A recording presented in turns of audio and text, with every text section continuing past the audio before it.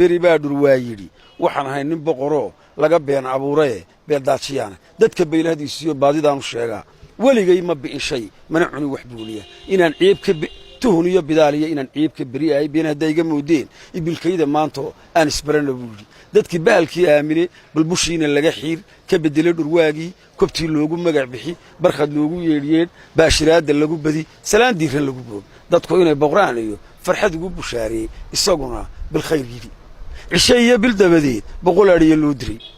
belo waa dambaysaa bariya nabad ku soo hoo ballantiina kama bixin inaan ciirin bahaldeyn ninna baajin caadi rakura bayaansho mahmaa ku bixiye markay maalmo beeshii baqdintii ilowdeen nabad lagu baraysto subax wuxuu ku soo baxay ari meel barqanayo bidhaan buu ka halacsaday meel ku beegan reeray ilaa waa nin baayo busaaradii dishooto baqtiga u xalaale badidii la geeyo baruur baa u hilaacdo balin cidi la joogto baalaha ka deeyay hadba meel banaaniyo jirid beerka soo saar wuxuu kiciyo budulka boorka isku qariyaba baadidan cidlada tuban markuu bayla ku hubsaday qosol biir ku lacsaa balow buu ku soo yiri afkiisii ballaadna u balaqay tabtiisii miciina soo bixi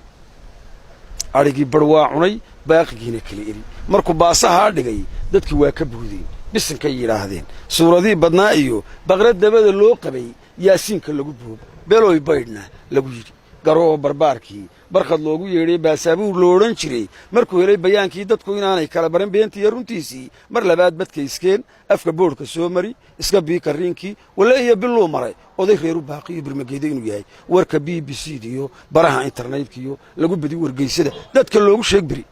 in kasta aanu baaqo burco iyo hargeysiyo reer boorama u digo inuu bahalku yahay kii cunay adhiga berigii bulshadii la marin waa dadku may baraarugin wali shacabku may baran beenaalayaashii baqtigooda qalan jiray wali wuu ballamayaan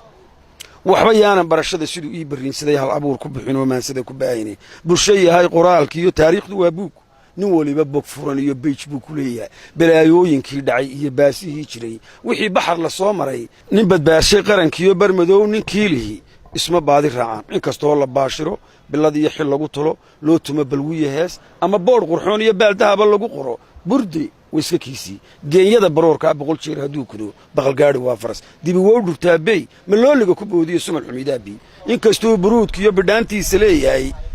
ama uu biciidsado reeri baarqab laga dhigay firkiisi bedel waa in kastay bedelato dharka kiisa bilicda leh iyo bul xariira loo xidho doqontii baslowdiya baali way iska teedii isu boga barba maqan dayax baraha joogiyo bil saddexan ninkii guday kala badiyo socodkee isaga aan dabaal baran ninka baxarka gelayo inta aan badweynta iyo baxarshoonku kula tagin boholaha ka soo noqo ninka dhigay buuxshiradii iyo kihii iyo baashaha afarlaha ku baadhay intuu biiga urursaday lixla yiri ku badiyo maad baranin turubka bolada ku soo noqo mar labaadna baandhe kala baro run iyo been kala saaran iyo biig inta PhD iyo bahda qalinka oo tuban dalka badowgu haystee